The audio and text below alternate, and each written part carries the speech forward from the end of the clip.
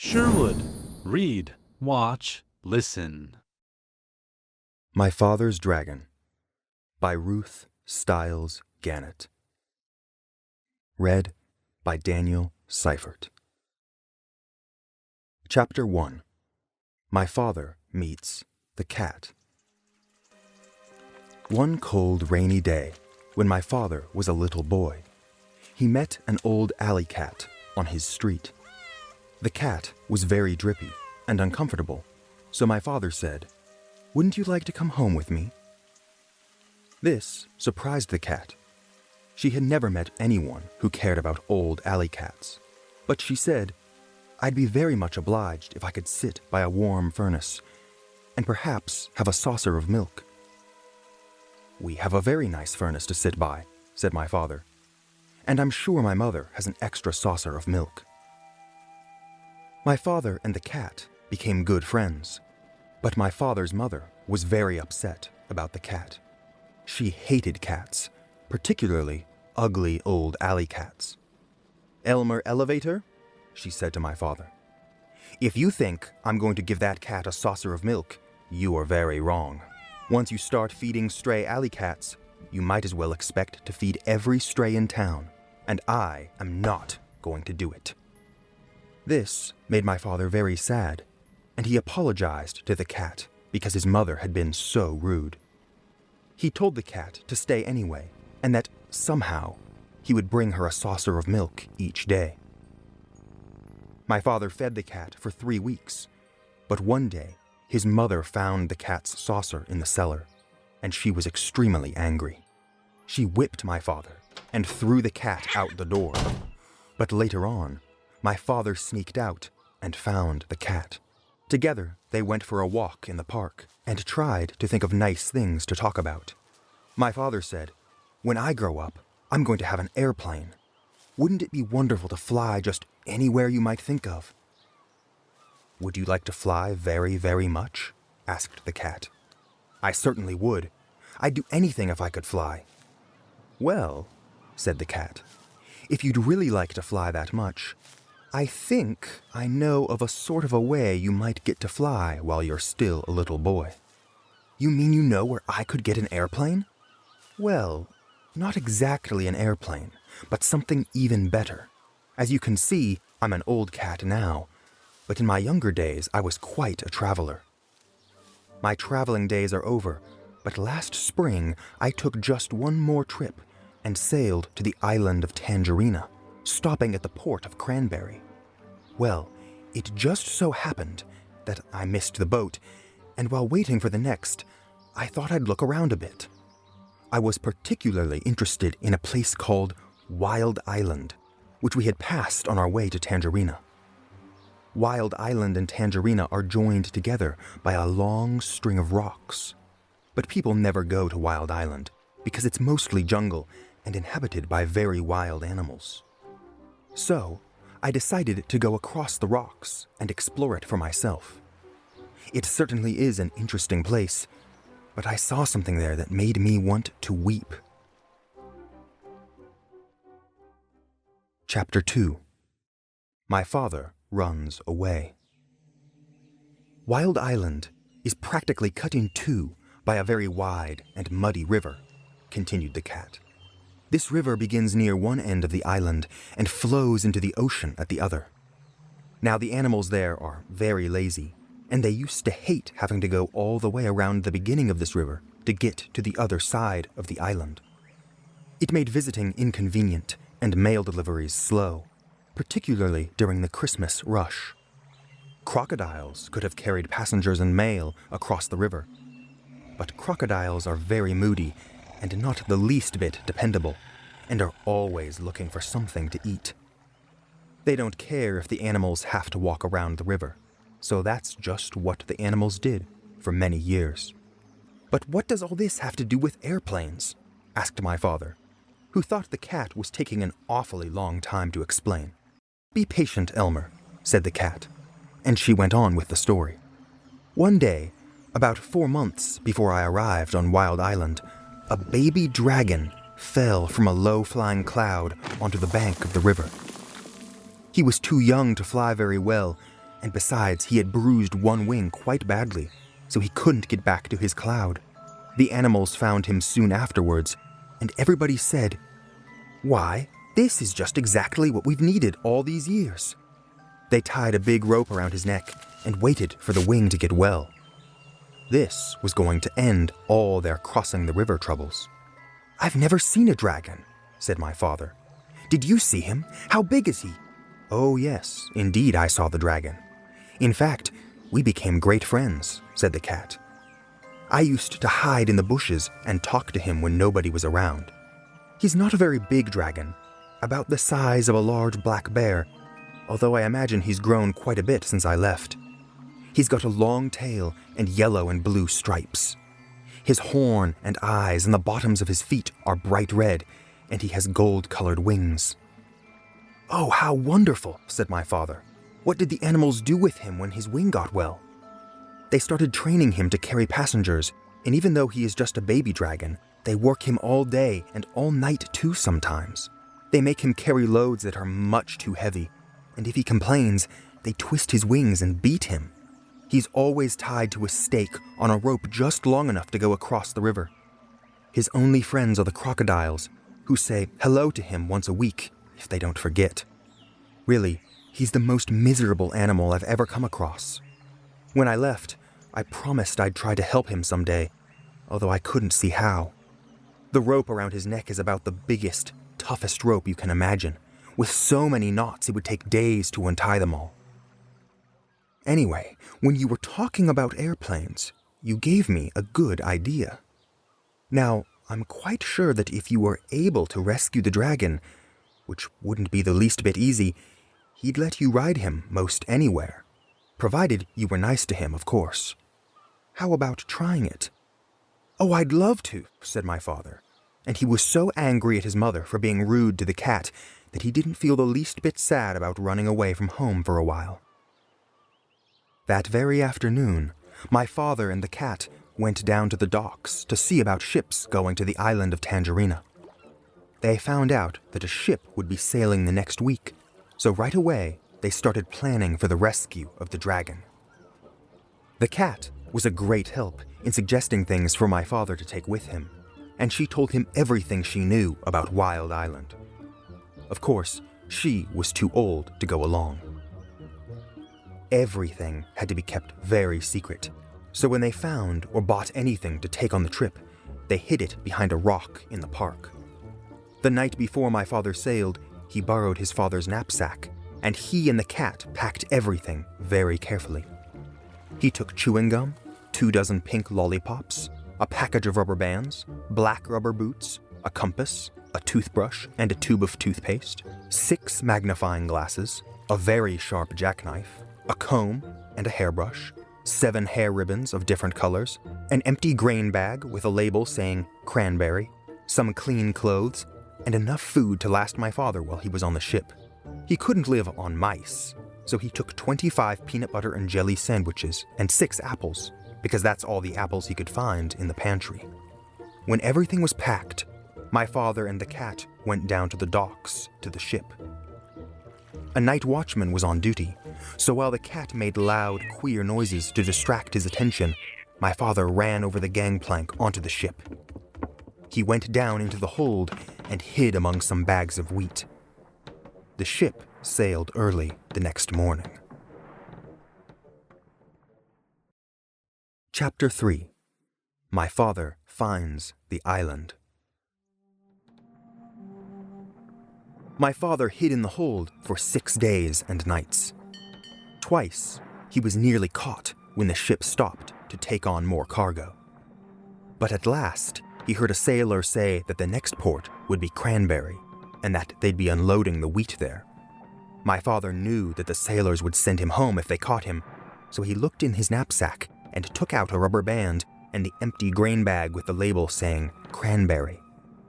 At the last moment, my father got inside the bag, knapsack and all, folded the top of the bag inside, and put the rubber band around the top. He didn't look just exactly like the other bags, but it was the best he could do. Soon, the sailors came to unload. They lowered a big net into the hold, and began moving the bags of wheat. Suddenly, one sailor yelled, "Great Scott! This is the queerest bag of wheat I've ever seen. It's all lumpy-like, but the label says it's to go to Cranberry." The other sailors looked at the bag too, and my father, who was in the bag, of course, tried even harder to look like a bag of wheat. Then another sailor felt the bag, and he just happened to get hold of my father's elbow. "I know what this is," he said. "This is a bag of dried corn on the cob." And he dumped my father into the big net along with the bags of wheat. This all happened in the late afternoon, so late that the merchant in Cranberry, who had ordered the wheat, didn't count his bags until the next morning. He was a very punctual man, and never late for dinner. The sailors told the captain, and the captain wrote down on a piece of paper that they had delivered 160 bags of wheat and 1 bag of dried corn on the cob. They left the piece of paper for the merchant and sailed away that evening. My father heard later that the merchant spent the next day counting and recounting the bags and feeling each one trying to find the bag of dried corn on the cob. He never found it, because as soon as it was dark, my father climbed out of the bag, folded it up, and put it back in his knapsack. He walked along the shore to a nice sandy place and lay down to sleep. My father was very hungry when he woke up the next morning. Just as he was looking to see if he had anything left to eat, something hit him on the head. It was a tangerine. He had been sleeping right under a tree full of big, fat tangerines. And then he remembered that this was the island of Tangerina. Tangerine trees grew wild everywhere. My father picked as many as he had room for, which was 31, and started off to find Wild Island. He walked and walked and walked along the shore, looking for the rocks that joined the two islands. He walked all day, and once, when he met a fisherman and asked him about Wild Island, the fisherman began to shake and couldn't talk for a long while. It scared him that much just thinking about it. Finally, he said, "Many people have tried to explore Wild Island, but not one has come back alive. We think they were eaten by the wild animals." This didn't bother my father. He kept walking and slept on the beach again that night. It was beautifully clear the next day, and way down the shore my father could see a long line of rocks leading out into the ocean. And way, way out at the end, he could just see a tiny patch of green. He quickly ate 7 tangerines and started down the beach. It was almost dark when he came to the rocks, but there, way out in the ocean, was the patch of green. He sat down and rested a while, remembering that the cat had said, "If you can, go out to the island at night, because then the wild animals won't see you coming along the rocks, and you can hide when you get there." So my father picked 7 more tangerines, put on his black rubber boots, and waited for dark. It was a very black night, and my father could hardly see the rocks ahead of him. Sometimes they were quite high, and sometimes the waves almost covered them, and they were slippery and hard to walk on. Sometimes the rocks were far apart, and my father had to get a running start and leap from one to the next. After a while, he began to hear a rumbling noise. It grew louder and louder as he got nearer to the island. At last, it seemed as if he was right on top of the noise. And he was. He had jumped from a rock onto the back of a small whale who was fast asleep and cuddled up between 2 rocks. The whale was snoring and making more noise than a steam shovel, so it never heard my father say, "Oh, I didn't know that was you." And it never knew my father had jumped on its back by mistake. For 7 hours, my father climbed and slipped and leapt from rock to rock. But while it was still dark, he finally reached the very last rock and stepped off onto Wild Island.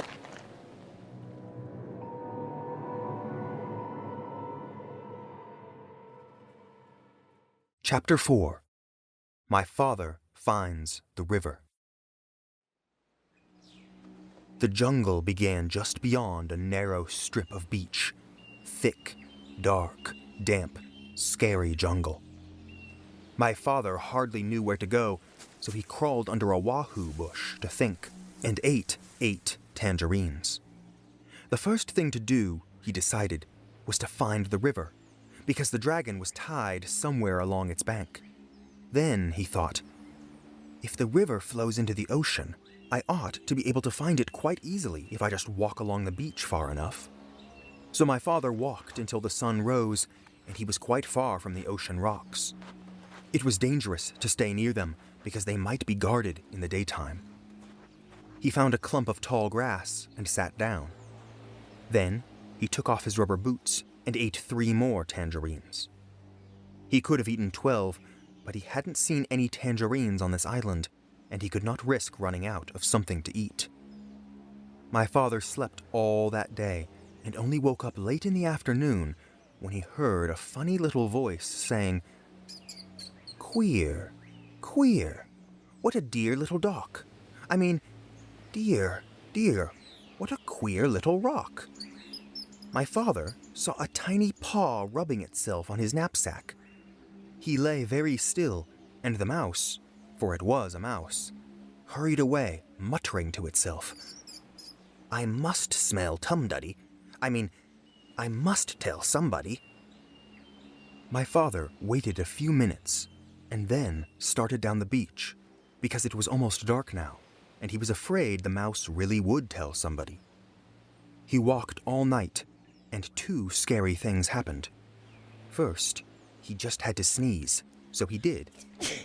And somebody close by said, "Is that you, monkey?" My father said, "Yes." Then the voice said, "You must have something on your back, monkey." And my father said, "Yes," because he did. He had his knapsack on his back. "What do you have on your back, monkey?" asked the voice. My father didn't know what to say, because what would a monkey have on its back? And how would it sound telling someone about it if it did have something? Just then, another voice said, "I bet you're taking your sick grandmother to the doctor's." My father said, "Yes," and hurried on. Quite by accident, he found out later that he had been talking to a pair of tortoises. The second thing that happened was that he nearly walked right between 2 wild boars who were talking in low, solemn whispers. When he first saw the dark shapes, he thought they were boulders. Just in time, he heard one of them say, "There are 3 signs of a recent invasion. First, fresh tangerine peels were found under the wahoo bush near the ocean rocks. Second, a mouse reported an extraordinary rock some distance from the ocean rocks, which, upon further investigation, simply wasn't there. However, more fresh tangerine peels were found in the same spot, which is the 3rd sign of invasion. Since tangerines do not grow on our island, somebody must have brought them across the ocean rocks from the other island, which may, or may not, have something to do with the appearance and/or disappearance of the extraordinary rock reported by the mouse." After a long silence, the other boar said, "You know, I think we're taking all this too seriously. Those peels probably floated over here all by themselves, and you know how unreliable mice are. Besides, if there had been an invasion, I would have seen it." "Perhaps you're right," said the first boar. "Shall we retire?" Whereupon they both trundled back into the jungle. Well, that taught my father a lesson, and after that he saved all his tangerine peels. He walked all night, and toward morning came to the river. Then his troubles really began. Chapter 5. My father meets some tigers. The river was very wide and muddy, and the jungle was very gloomy and dense. The trees grew close to each other, and what room there was between them was taken up by great high ferns with sticky leaves. My father hated to leave the beach, but he decided to start along the riverbank, where at least the jungle wasn't quite so thick. He ate 3 tangerines, making sure to keep all the peels this time, and put on his rubber boots. My father tried to follow the riverbank, but it was very swampy, and as he went farther, the swamp became deeper. When it was almost as deep as his boot tops, he got stuck in the oozy, mucky mud. My father tugged and nearly pulled his boots right off, but at last he managed to wade to a drier place. Here, the jungle was so thick that he could hardly see where the river was. He unpacked his compass and figured out the direction he should walk in order to stay near the river.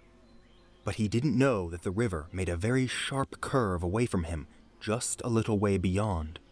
And so, as he walked straight ahead, he was getting farther and farther away from the river. It was very hard to walk in the jungle. The sticky leaves of the ferns caught at my father's hair, and he kept tripping over roots and rotten logs. Sometimes, the trees were clumped so closely together that he couldn't squeeze between them and had to walk a long way around. He began to hear whispery noises, but he couldn't see any animals anywhere. The deeper into the jungle he went, the surer he was that something was following him. And then, he thought he heard whispery noises on both sides of him, as well as behind. He tried to run, but he tripped over more roots, and the noises only came nearer. Once or twice, he thought he heard something laughing at him. At last, he came out into a clearing and ran right into the middle of it so that he could see anything that might try to attack him. Was he surprised when he looked and saw 14 green eyes coming out of the jungle all around the clearing, and when the green eyes turned into 7 tigers.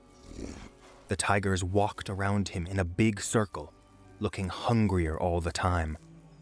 And then they sat down and began to talk. "I suppose you thought we didn't know you were trespassing in our jungle." Then the next tiger spoke. "I suppose you're going to say you didn't know it was our jungle. Did you know that not one explorer has ever left this island alive?" said the third tiger. My father thought of the cat and knew this wasn't true. But of course, he had too much sense to say so. One doesn't contradict a hungry tiger. The tigers went on talking in turn. "You're our first little boy, you know. I'm curious to know if you're especially tender. Maybe you think we have regular meal times, but we don't. We just eat whenever we're feeling hungry," said the fifth tiger. "And we're very hungry right now. In fact, I can hardly wait," said the sixth. "I can't wait," said the seventh tiger. And then all the tigers said together in a loud roar, "Let's begin right now," and they moved in closer. My father looked at those 7 hungry tigers, and then he had an idea. He quickly opened his knapsack and took out the chewing gum. The cat had told him that tigers were especially fond of chewing gum, which was very scarce on the island. So he threw them each a piece, but they only growled, "As fond as we are of chewing gum, we're sure we'd like you even better." And they moved so close that he could feel them breathing on his face. "But this is a very special chewing gum," said my father. "If you keep on chewing it long enough, it will turn green, and then if you plant it, it will grow more chewing gum, and the sooner you start chewing, the sooner you'll have more." The tigers said, "Why, you don't say! Isn't that fine?" And as each one wanted to be the first to plant the chewing gum, they all unwrapped their pieces and began chewing as hard as they could. Every once in a while, one tiger would look into another's mouth and say, "Nope, it's not done yet," until finally they were all so busy looking into each other's mouths to make sure that no one was getting ahead that they forgot all about my father. Chapter 6. My father meets a rhinoceros. My father soon found a trail leading away from the clearing. All sorts of animals might be using it too, but he decided to follow the trail no matter what he met, because it might lead to the dragon. He kept a sharp lookout in front and behind, and went on. Just as he was feeling quite safe, he came around a curve right behind the two wild boars. One of them was saying to the other, "Did you know that the tortoises thought they saw Monkey carrying his sick grandmother to the doctor's last night? But Monkey's grandmother died a week ago, so they must have seen something else. I wonder what it was." "I told you that there was an invasion afoot," said the other boar, "and I intend to find out what it is. I simply can't stand invasions." "Me neither," said a tiny little voice. "I mean, me neither." And my father knew that the mouse was there too. "Well," said the first boar, "you search the trail up this way to the dragon. I'll go back down the other way through the big clearing, and we'll send Mouse to watch the ocean rocks in case the invasion should decide to go away before we find it." My father hid behind a mahogany tree just in time, and the first boar walked right past him. My father waited for the other boar to get a head start on him, but he didn't wait very long because he knew that when the first boar saw the tigers chewing gum in the clearing, he'd be even more suspicious. Soon, the trail crossed a little brook, and my father, who by this time was very thirsty, stopped to get a drink of water. He still had on his rubber boots, so he waded into a little pool of water and was stooping down when something quite sharp picked him up by the seat of the pants and shook him very hard. "Don't you know that's my private weeping pool?" said a deep, angry voice. My father couldn't see who was talking because he was hanging in the air right over the pool, but he said, "Oh no, I'm so sorry. I didn't know that everybody had a private weeping pool." "Everybody doesn't," said the angry voice, "but I do, because I have such a big thing to weep about, and I drown everybody I find using my weeping pool." With that, the animal tossed my father up and down over the water. "What is it that you weep about so much?" asked my father, trying to get his breath, and he thought over all the things he had in his pack. "Oh, I have many things to weep about, but the biggest thing is the color of my tusk." My father squirmed every which way, trying to see the tusk, but it was through the seat of his pants where he couldn't possibly see it. "When I was a young rhinoceros, my tusk was pearly white," said the animal, and then my father knew that he was hanging by the seat of his pants from a rhinoceros tusk. "But it has turned a nasty yellow-gray in my old age, and I find it very ugly. You see, everything else about me is ugly, but when I had a beautiful tusk, I didn't worry so much about the rest. Now that my tusk is ugly too, I can't sleep nights just thinking about how completely ugly I am, and I weep all the time. But why should I be telling you these things? I caught you using my pool, and now I'm going to drown you." "Oh, wait a minute, rhinoceros," said my father. "I have some things that will make your tusk all white and beautiful again. Just let me down, and I'll give them to you." The rhinoceros said, "You do? I can hardly believe it. Why, I'm so excited." He put my father down and danced around in a circle while my father got out the tube of toothpaste and the toothbrush. "Now," said my father, "just move your tusk a little nearer, please, and I'll show you how to begin." My father wet the brush in the pool, squeezed on a dab of toothpaste, and scrubbed very hard in one tiny spot. Then, he told the rhinoceros to wash it off, and when the pool was calm again, he told the rhinoceros to look in the water and see how white the little spot was. It was hard to see in the dim light of the jungle, but sure enough, the spot shone pearly white, just like new. The rhinoceros was so pleased that he grabbed the toothbrush and began scrubbing violently, forgetting all about my father. Just then, my father heard hoof steps, and he jumped behind the rhinoceros. It was the boar coming back from the big clearing where the tigers were chewing gum. The boar looked at the rhinoceros, and at the toothbrush, and at the tube of toothpaste, and then he scratched his ear on a tree. "Tell me, rhinoceros," he said, "where did you get that fine tube of toothpaste and that toothbrush?" "Too busy," said the rhinoceros, and he went on brushing as hard as he could. The boar sniffed angrily and trotted down the trail toward the dragon, muttering to himself, "Very suspicious. Tiger's too busy chewing gum. Rhinoceros too busy brushing his tusk. Must get hold of that invasion. Don't like it one bit. Not one bit. It's upsetting everybody terribly. Wonder what it's doing here anyway. Chapter 7. My Father Meets a Lion. My father waved goodbye to the rhinoceros, who was much too busy to notice, got a drink farther down the brook, and waded back to the trail. He hadn't gone very far when he heard an angry animal roaring. Ding blast it! I told you not to go blackberrying yesterday. Won't you ever learn? What will your mother say? My father crept along and peered into a small clearing just ahead. A lion was prancing about, clawing at his mane, which was all snarled and full of blackberry twigs. The more he clawed, the worse it became, and the madder he grew, and the more he yelled at himself, because it was himself he was yelling at all the time. My father could see that the trail went through the clearing, so he decided to crawl around the edge in the underbrush and not disturb the lion. He crawled, and the yelling grew louder and louder. Just as he was about to reach the trail on the other side, the yelling suddenly stopped.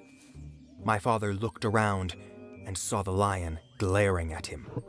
The lion charged and skidded to a stop a few inches away. Who are you? The lion yelled at my father.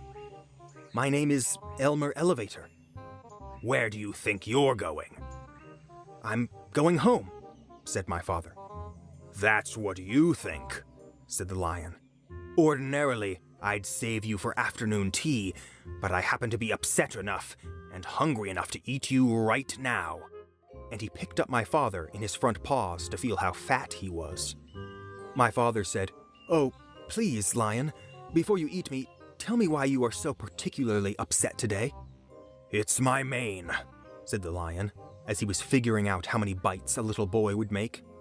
You see what a dreadful mess it is, and I don't seem to be able to do anything about it.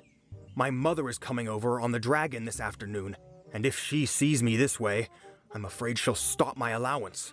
She can't stand messy manes. But I'm going to eat you now, so it won't make any difference to you. "Oh, wait a minute," said my father, "and I'll give you just the things you need to make your mane all tidy and beautiful. I have them here in my pack." You do? Said the lion. Well, give them to me, and perhaps I'll save you for afternoon tea after all. And he put my father down on the ground.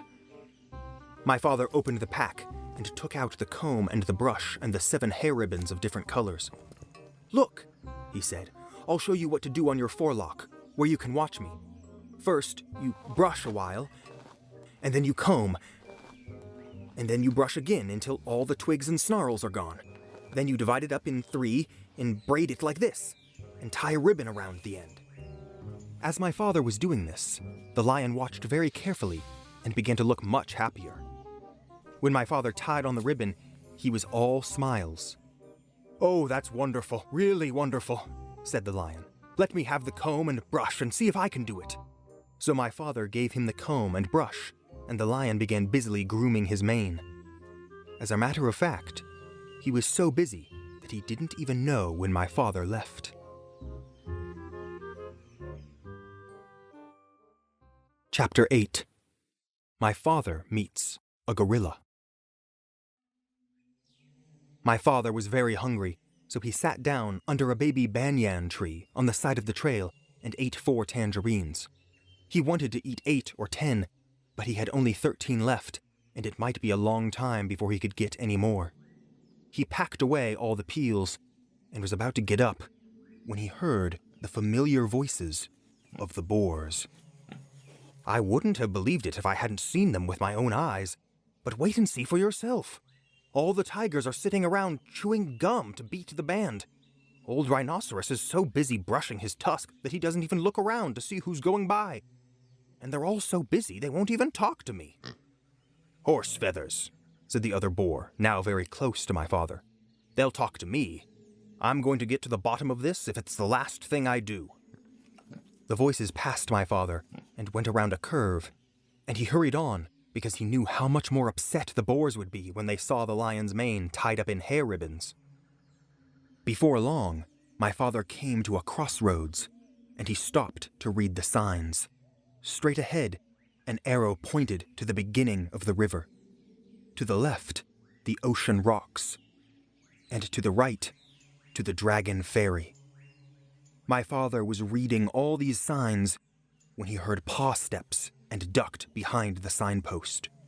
A beautiful lioness paraded past and turned down toward the clearings. Although she could have seen my father if she had bothered to glance at the post, she was much too occupied looking dignified to see anything but the tip of her own nose. It was the lion's mother, of course, and that, thought my father, must mean that the dragon was on this side of the river. He hurried on, but it was farther away than he had judged. He finally came to the riverbank in the late afternoon and looked all around, but there was no dragon anywhere in sight. He must have gone back to the other side. My father sat down under a palm tree and was trying to have a good idea when something big and black and hairy jumped out of the tree and landed with a loud crash at his feet. "Well?" said a huge voice. "Well, what?" said my father, for which he was very sorry when he looked up and discovered he was talking to an enormous and very fierce gorilla.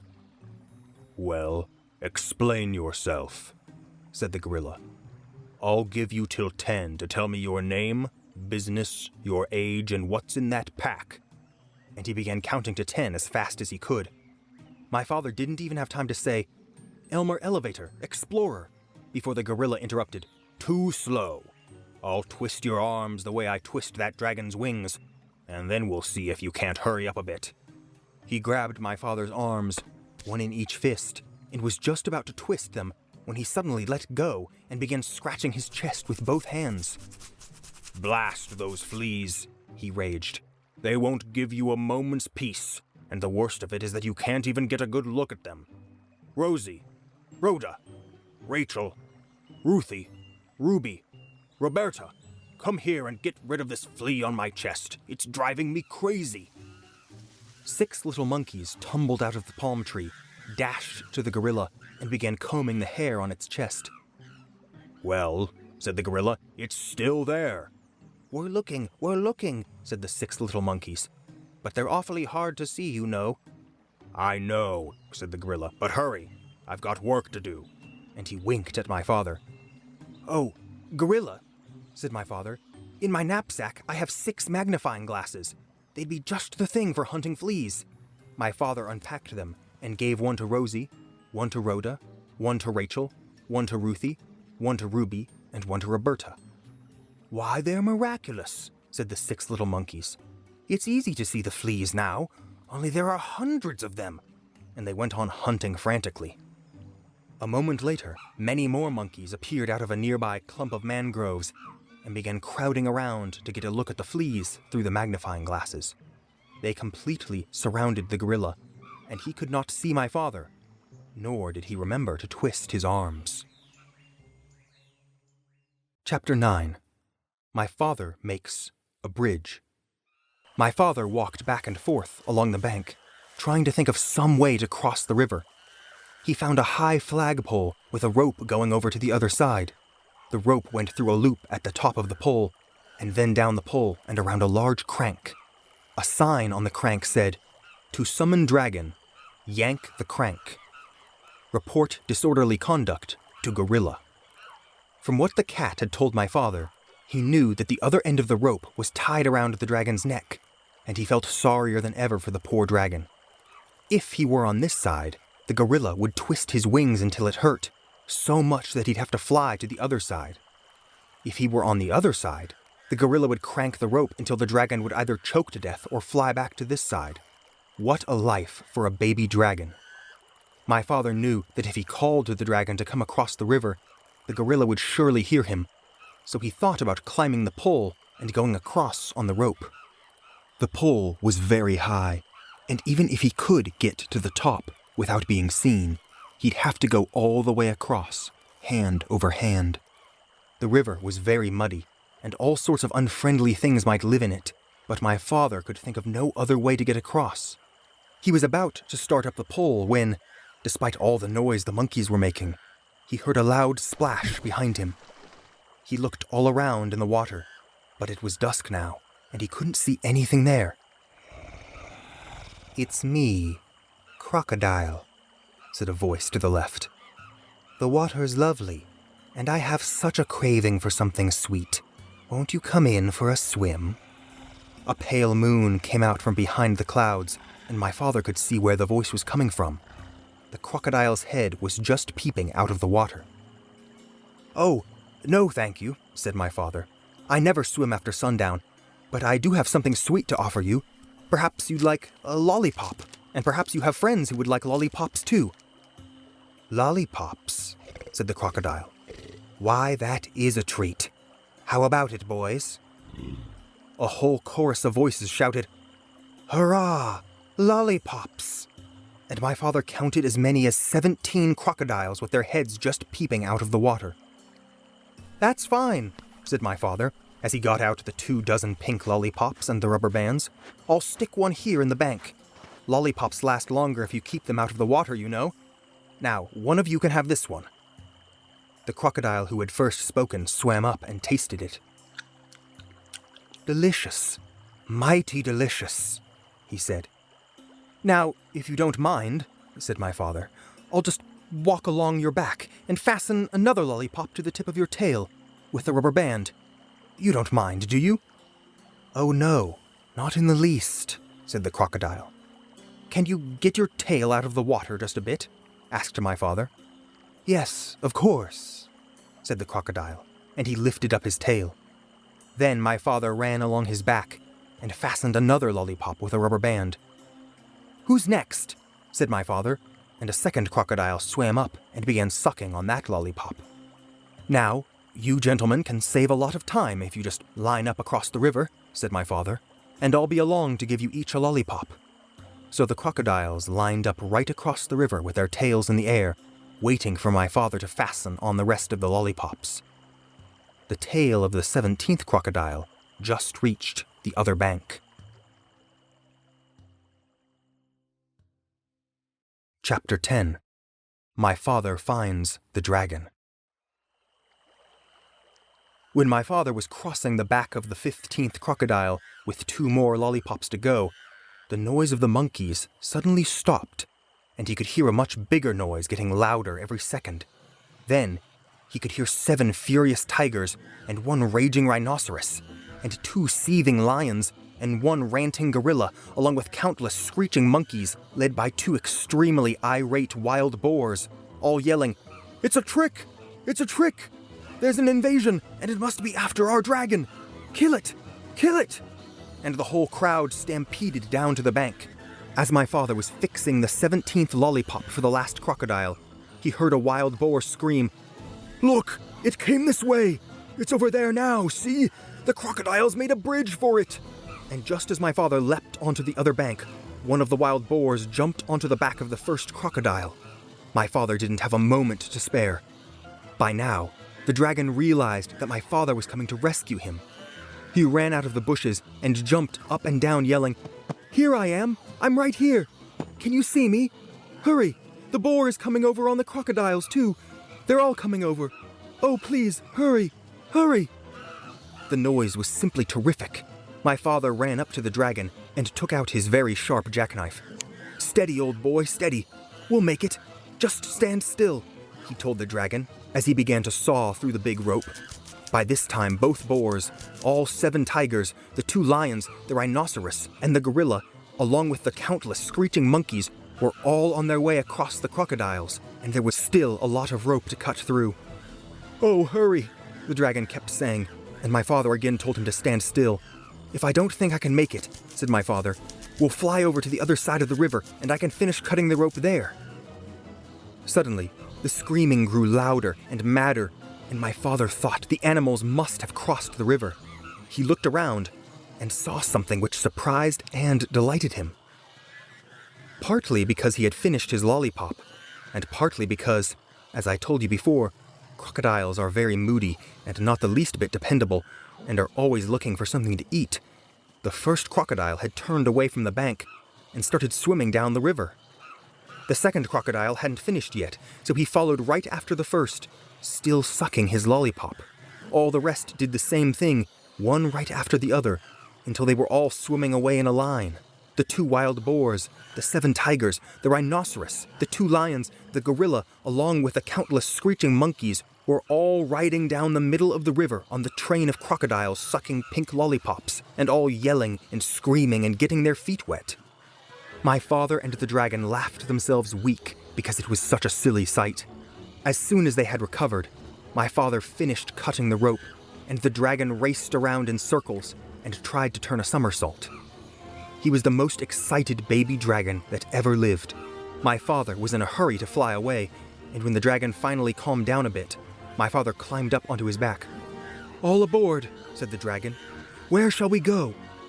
"We'll spend the night on the beach, and tomorrow we'll start on the long journey home.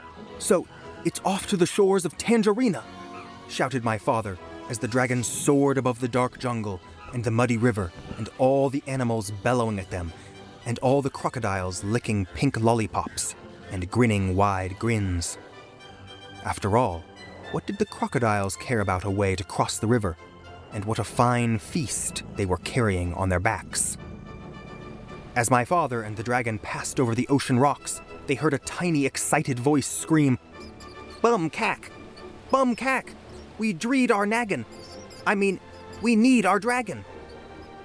But my father and the dragon knew that nothing in the world would ever make them go back to Wild Island.